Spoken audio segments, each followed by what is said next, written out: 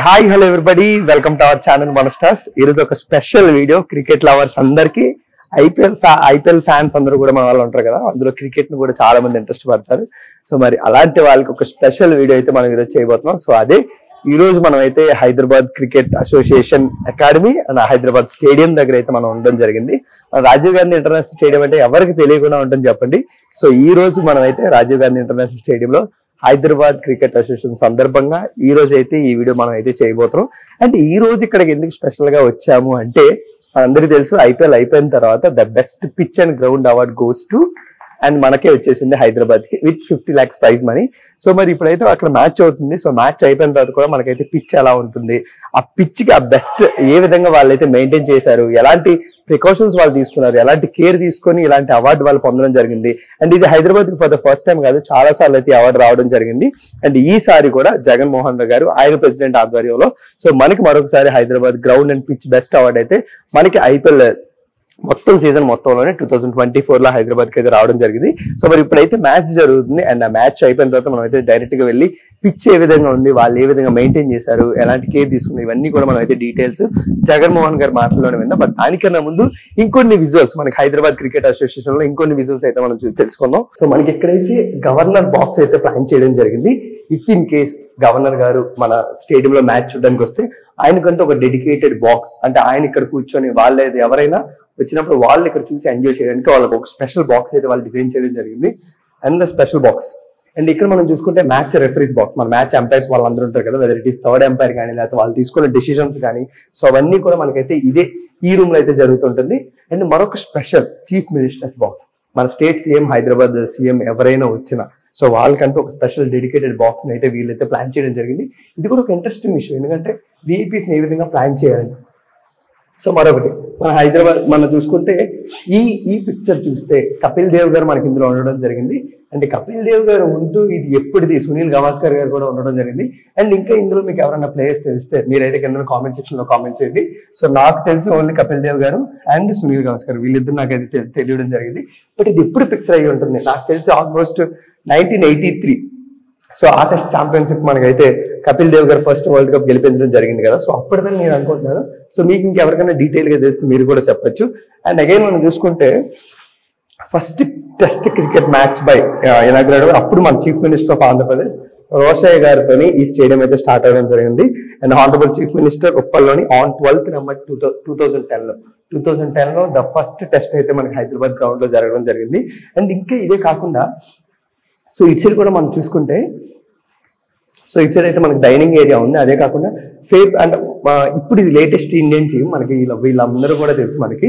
But దీనికన్నా వీళ్ళందరూ ఇప్పుడు రోహిత్ శర్మ గారి కెప్టెన్సీలోని కేఎల్ రాహుల్ గారు, విరాట్ కోహ్లీ గారు, శ్రేయస్ అయ్యర్, సో వీళ్ళందరూ ప్లేయర్స్ అయితే మనకు తెలుసు. అండ్ వీళ్ళందరినీ కూడా మనం అయితే చాలా బాగా లవ్ చేస్తూ ఉంటాం. బట్ ఇది కాకుండా మెయిన్ గా 2011 ద బెస్ట్ మెమరబుల్ అవార్డ్ మనందరికీ కూడా తెలుసు. అండ్ దీనంతా కూడా మనం లవ్ చేస్తూ ఉంటాం.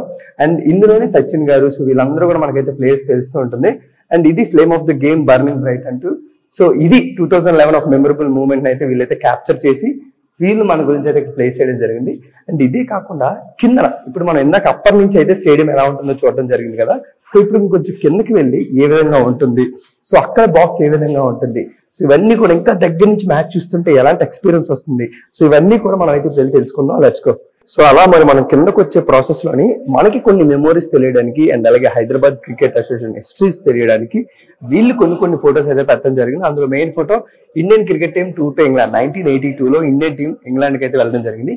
సో అందులో వెళ్ళిన వాళ్ళు ఎవరెవరు, సో కెప్టెన్ ఎవరు, గవాస్కర్ గారు, వైస్ కెప్టెన్ విశ్వనాథ్ గారు, సో వీళ్ళందరినీ అయితే ప్లేస్ చేస్తూ మనకైతే ఈ మెమోరీస్ అన్నింటినీ కూడా మనకైతే ప్లేస్ చేయడం జరిగింది from the Hyderabad cricket association. So అలా మనం ఇంకా కిందకి వెళ్ళి ఇంకా దీని మెమోరీస్ గురించి అయితే మనం తెలుసుకుందాం. Let's go. సో ఇలాగా హిస్టరీ అంతా మనకు తెలియాలి అని ఇప్పుడున్న జెన్జీ కిడ్స్ అంటారు, 2000 కిడ్స్ వాళ్ళందరూ కూడా తెలుసుకోవడానికి ఈ వాల్ ఆఫ్ ఫేమ్ కింద వీళ్ళందరినీ అయితే ఇక్కడ పెట్టడం జరిగింది. అండ్ ఇంకొక ఇంట్రెస్టింగ్ విషయం, మన మిథాలీ రాజ్ గారు మన హైదరాబాద్ నుంచి, సో మనందరికీ కూడా ఉమెన్స్ టీమ్ ఒక ఉమెన్స్ క్రికెట్ గురించి అంతా తెలిసిందంటే డెఫినెట్లీ ద ఫస్ట్ పర్సన్ ఎవరున్నారంటే మిథాలీ రాజ్ గారు, former captain of Indian women's cricket team. So recent గా రిటైర్డ్ అవ్వడం జరిగింది. ఇప్పుడు హైదరాబాద్ కి కామెంటరీ కూడా చేస్తున్నారు తెలుగులోని. సో ఈ విధంగా మనకి మొత్తం అందరూ అంటే ఎవరైతే ద లెజెండ్స్ అంటూ ఉంటారు క్రికెట్ లో, సో వాళ్ళందరి గురించి తెలియడానికి ఇలాంటి వాల్ ఆఫ్ ఫేమ్ అంటూ వాళ్ళైతే ప్లాన్ చేసుకొని వీటన్నిటిని కూడా పెట్టడం జరిగింది. అండ్ స్టేడియం చాలా పెద్దది కదా, సో ఆ స్టేడియం మనం చాలా ఈజీగా అర్థం చేసుకోవడానికి సో మనకి చాలా ఈజీగా అయితే మనకు ఒక మ్యాప్ అయితే ఇక్కడ ఇవ్వడం జరిగింది. సో ఏ విధంగా మనం వెళ్ళాలి, సో ఏ విధంగా మనం చేయాలి. సో మనకైతే 4 స్టాండ్స్ ఉంటాయి, west stand, north stand, east stand and south stand. So ఈ విధంగా మీరు ఏ స్టాండ్ లో మనకు ఆల్రెడీ టికెట్ మీద ఉంటుంది, ఏ స్టాండ్ లోకి వెళ్ళాలి, మీ సీట్ నెంబర్ ఉంటుంది. సో దాన్ని బట్టి ఎంట్రీ తీసుకొని ఆ స్టాండ్ లోకి వెళ్ళడం జరుగుతుంది. అండ్ ఇంకా డీటెయిల్ గా మీకు తెలియాలి అంటే చూడండి, ఇక్కడ మనకైతే ఇవ్వడం జరిగింది ప్లేయర్స్ లాంజ్ కానీ, టాయిలెట్స్ కానీ, లేకపోతే మల్టీపర్పస్ హాల్ కానీ, సైడ్ స్క్రీన్ కానీ, అండ్ ఇంటూ గ్రౌండ్ లోకి ఎలా వెళ్ళాలి, ప్లేయర్స్ ఎలా వెళ్ళాలి, సో సీటింగ్ ఎలా ఉంటుంది ప్లేయర్స్ కి అండ్ మీకు ఎలా ఉంటుంది.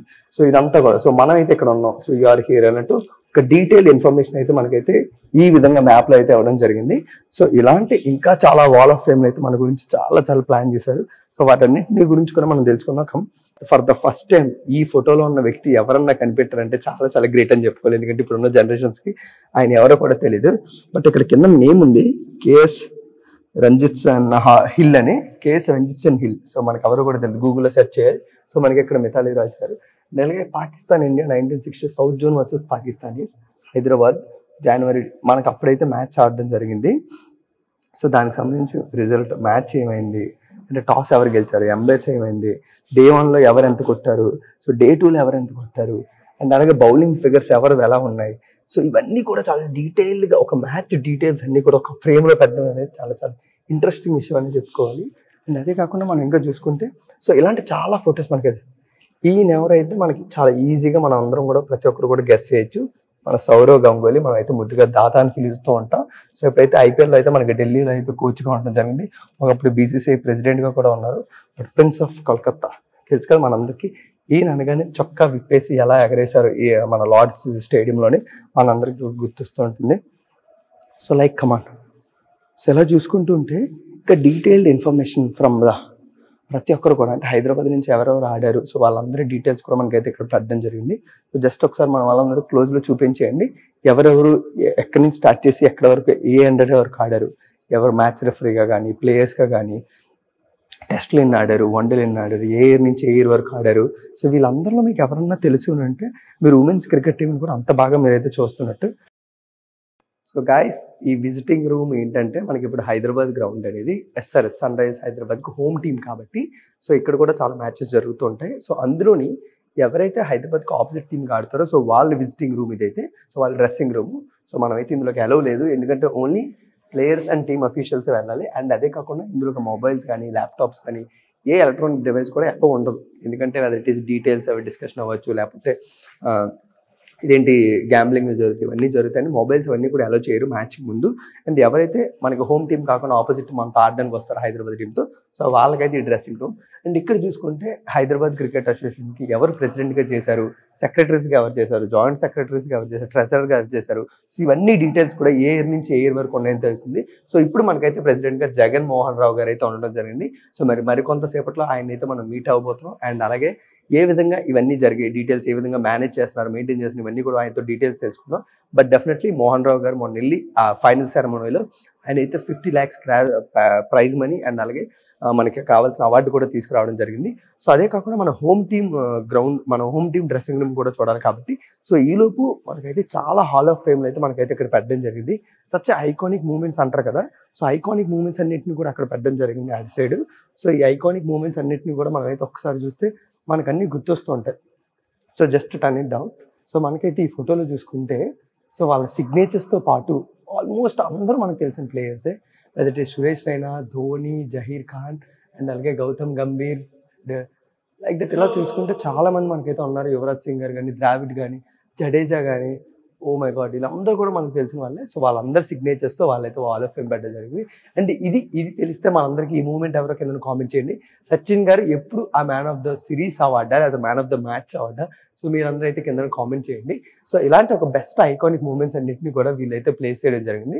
సో ఫైనల్లీ మన హైదరాబాద్ కుర్రాడు మనందరం చిన్నప్పుడు చదువుకున్న వివిఎస్ లక్ష్మణ్ గారి చాప్టర్ ప్రతి ఇంగ్లీష్ బుక్లో మనకైతే ఉంటుంది. సో ఆయనది కూడా అయితే ఇక్కడ పెట్టడం జరిగింది. సో ఫైనల్గా హోమ్ డ్రెస్సింగ్ రూమ్. సో మనకైతే ఆపోజిట్లో మనకైతే ఎవే టీం ఎవరైతే హైదరాబాద్ ఆపోజిట్తో ఆడతారు ఇక్కడికి వచ్చి గ్రౌండ్లో, సో వాళ్ళకి సంబంధించిన డ్రెస్సింగ్ రూమ్ అయితే ఆపోజిట్ పెట్టారు. సో సో దానికి ఆపోజిట్ గా మనకైతే హోమ్ డ్రెస్సింగ్ రూమ్, మన సన్ రైజ్ హైదరాబాద్. సో ఇక్కడే వాళ్ళైతే ప్లేయర్స్ అయితే డ్రెస్ చేంజ్ చేసుకోవడం కానీ, మ్యాచ్ అయిపోతున్న డిస్కషన్స్ కానీ, సో ఇవన్నీ కూడా జరుగుతుంటాయి. And the legend of the cricket అంటేనే మనకి బ్రాడ్మన్ గారు గుర్తొస్తారు. సో మనందరికీ తెలుసు బ్రాడ్మన్ గారు. సో లాస్ట్ ఇన్నింగ్స్ ఆయన్ని 1945 SCG స్టేడియంలో ఆడడం జరిగింది. సో అక్కడ ఫోటో అయితే వాళ్ళైతే పెట్టడం జరిగింది. 90,000 ఫ్యాన్స్ అయితే ఆయనకైతే రావడం జరిగింది అంటే ఆ రోజు ఎప్పుడైతే ఆయన బ్యాటింగ్ చేయడానికి బయటకు వచ్చినప్పుడు.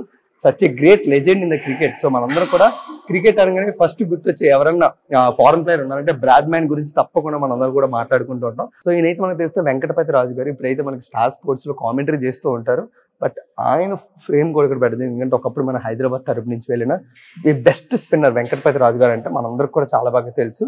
అండ్ ఇది మాట్లాడుకుంటే సో ఇది ఎప్పుడు అంటారో మనకి ఫోటో కూడా లేకుండా జస్ట్ పిక్చరైజ్ చేశారంటే ఏ ఇయర్ లో తీసుకుంటారో మీరు కిందనైతే కామెంట్ చేయండి. We have a special gift from the Virat Kohli and chase master మనందరికీ తెలుసు. సో ఆయన బ్యాట్ అయితే మన దగ్గర అయితే ఉండడం జరిగింది. అండ్ ఒక ప్లేయర్ కి అయితే ఆయన అయితే గిఫ్ట్ ఇవ్వడం జరిగింది విత్ హిస్ ఆటోగ్రాఫ్. సో దాని గురించి చాలా డీటెయిల్ గా ఎక్స్ప్లెయిన్ చేయడానికి ఎవరికైతే సచ్దేవ్ స్పోర్ట్స్ మనందరికీ చాలా ఫేవరెట్, మనందరం కూడా అక్కడికి వెళ్తుంటాం కదా. సో అక్కడి నుంచి ఒక స్పెషల్ పర్సన్ మన దగ్గర ఉన్నారు. సో సార్ ఇంకా డీటెయిల్ గా ఎక్స్ప్లెయిన్ చేస్తే సార్ ఎలా సార్ అంటే ఈ ప్రొఫైల్ ఎలా ఉంటుంది, ఇంకా లైట్ వెయిట్ గా ఉంది కదా. This is 40 mm, this is blade is 40 mm and grains 1 2 3 4 5 6 7 8 9 10 11 12 13 grains. Okay. This is softwood and Virat use same bats. Okay. Yeah. But అంటే సార్ దీని నుంచి అడ్జస్ట్ అవ్వడం కానీ ఇలాంటివన్నీ ఏమైనా ఎక్కువ ఉంటుందా సార్? ఎందుకంటే గ్రెయిన్స్ కూడా చాలా that is official size is 40 mm. Okay. This is also 40 mm and very good bat. But 13 grains ఉంటే చాలా లాంగ్ లైఫ్ కూడా ఎక్కువ ఉండదు అంటారా? No, this is softwood. Okay. Yeah, broad grains ఉంటే wood hard ఉంటది. Okay. ఇది నారో గ్రెయిన్స్ ఉంటే వుడ్ సాఫ్ట్ ఉంటది, స్ట్రోక్ ఎక్కువ ఉంటది. Okay, thank you so much sir detail information. But guys మీరందరూ కూడా చూసారు కదా విరాట్ కోహ్లీ గారు ఆటోగ్రాఫ్ తోని మనకైతే నితీష్ గారికి అయితే గిఫ్ట్ చేయడం జరిగింది. సో ఈ బ్యాట్ అయితే మనకి ఇప్పుడైతే హైదరాబాద్ క్రికెట్ అసోసియేషన్ లో మ్యాచ్ చూస్తూ మనకైతే కనబడింది. అండ్ విత్ అంటే విరాట్ కోహ్లీ గారు ఆయన వాడుతున్న బ్యాట్ అయితే ఒక బ్యాట్ అయితే ఆయన అయితే గిఫ్ట్ చేయడం జరిగింది. గైస్ మనం అయితే పైనుంచి వచ్చేసి ఇలా కిందకైతే ఫ్రంట్ సీట్ నుంచి కూడా మనకైతే వ్యూయింగ్ ఎక్స్పీరియన్స్ ఉంటుంది. సో మనకు వస్తే మరీ ఫ్రంట్ దాని నుంచి చూసుకుంటే మనకి ఇక్కడైతే చైర్స్ ఉంటాయి. సో ఈ చైర్స్ లో కూడా అఫీషియల్స్ కూర్చొని అయితే మ్యాచ్ చూడడం జరుగుతుంది. సో గైస్ సో ఈ విధంగా మనం అయితే ఎంట్రీ ఇవ్వచ్చు గ్రౌండ్ లోకి. అండ్ మన క్రికెట్ ప్లేయర్స్ అందరూ కూడా ఇంటర్నేషనల్ ప్లేయర్స్ అందరూ కూడా ఇలాగే ఎంట్రీ ఇస్తారు. సో మీరందరూ కూడా ఒకవేళ మ్యాచ్ చూస్తున్నప్పుడు మీకు కూడా ఈ విజువల్స్ కనబడే ఉంటాయి. సో ఈ విధంగా మనకైతే ఎంట్రీ ఉంటుంది. అండ్ మనకి ఇక్కడ వరకే మనకి ఎంట్రీ కూడా ఉంది, ఎందుకంటే అక్కడ నుంచి రిస్ట్రిక్షన్ ఎవరైతే ప్లేయర్స్ ఉన్నారో సో వాళ్ళైతే గ్రౌండ్ లోకి అలౌ చేస్తారు. సో మనకి ఇప్పుడైతే మ్యాచ్ అవుతుంది కాబట్టి మనం ఎవరిని డిస్టర్బ్ చేయకూడదు కాబట్టి సో మనం అయితే గ్రౌండ్ లోకి వెళ్ళట్లేదు. వన్స్ మ్యాచ్ కంప్లీట్ అయిపోయిన తర్వాత మనం అయితే మ్యాచ్ లోకి వెళ్ళి గ్రౌండ్ లోకి వెళ్ళి పిచ్ ఎలా ఉంటుంది, గ్రౌండ్ ఎలా ఉంటుంది, సో ఇవన్నీ కూడా ఇంకా ఇన్ డీటెయిల్ గా మనం అయితే మాట్లాడుకుందాం. సో బట్ ఇంకా మనకైతే టైం ఉంది. సో కొన్ని విజువల్స్ మీరైతే చూడొచ్చు, మనకైతే మ్యాచ్ జరుగుతుంది. సో గ్రౌండ్ దగ్గర నుంచి మనం అయితే ఎలా ఉంటుంది, సో ఇవి విజువల్స్. సో గైస్ మనం అయితే గ్రౌండ్ కి చాలా దగ్గరలో ఉన్నాం కా, మరి ఇక్కడ ఈ సీట్స్ కూడా దీనికి ఒక ప్రైస్ ఉంటుంది. దగ్గరగా చూస్తుంటే ఒకలాగా, దూరం చూస్తుంటే ఒక ప్రైస్.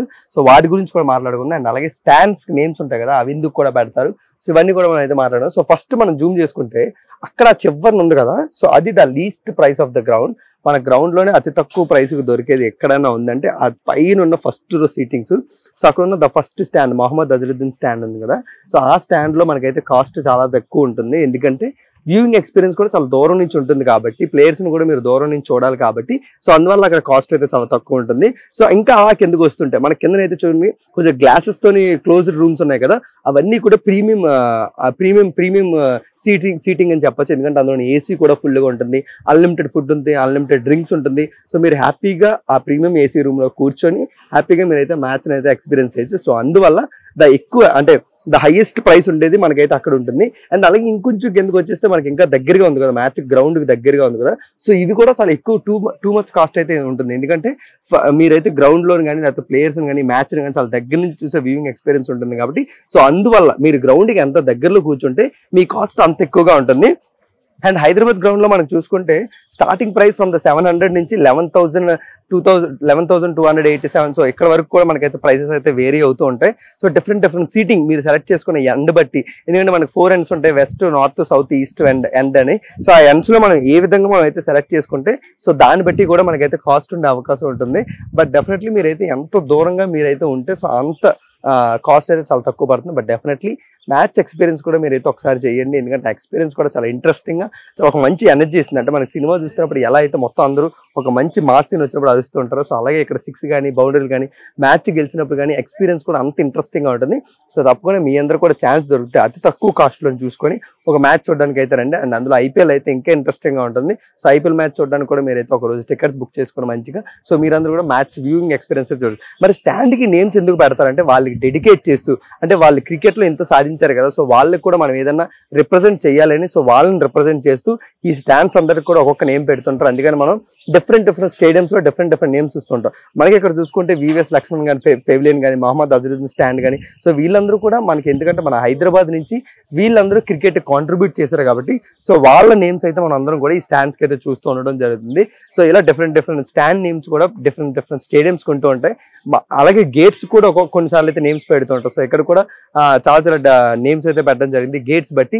సో వీళ్ళందరూ కూడా మన హైదరాబాద్ కాంట్రిబ్యూట్ చేసి క్రికెట్ మన హైదరాబాద్ తరపు నుంచి క్రికెట్ కాంట్రిబ్యూట్ చేశారు కాబట్టి సో వీళ్ళందరూ కూడా ఈ నేమ్స్ అయితే పెట్టడం జరిగింది. అండ్ ఫైనల్లీ మనం అయితే గ్రౌండ్ లోకి ఎంటర్ అవుతుంది. So just look at the ground. అంటే మనం ఇప్పుడు ఒకసారి గ్రాస్ చూసుకుంటే ఇక్కడ సో ఇక్కడ చూసారు చాలా డ్రై గ్రాస్ ఉంది.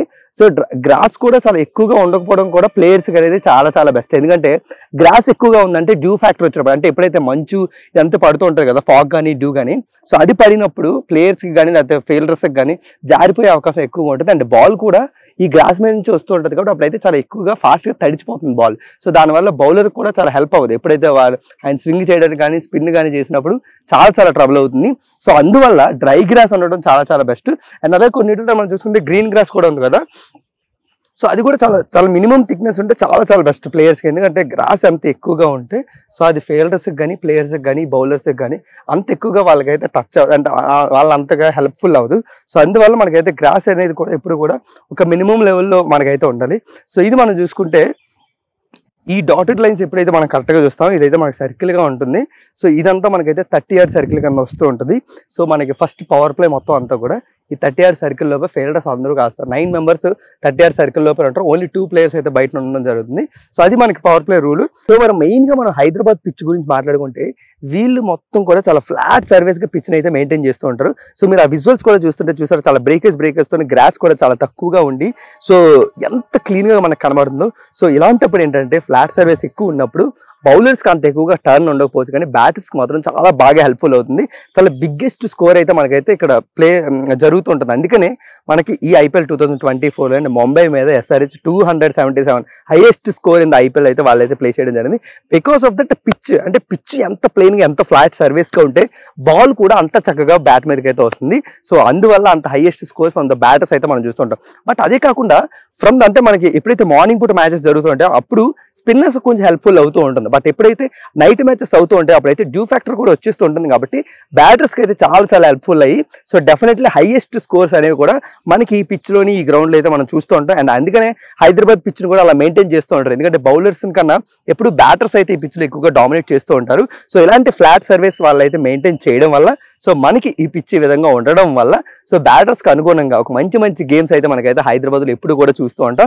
అండ్ ఫైనల్ మ్యాచెస్ కూడా మనకి SRH ఎప్పుడైతే హోమ్ గ్రౌండ్లో ఆడుతుందో స్కోర్స్ కూడా ఆ విధంగానే వచ్చాయి. ఎందుకంటే టీం కూడా అంత స్ట్రాంగ్గా ఉంది అండ్ వాళ్ళకి సంబంధించిన గ్రౌండ్ పిచ్ కూడా అంత బాగా హెల్ప్ఫుల్ అయింది.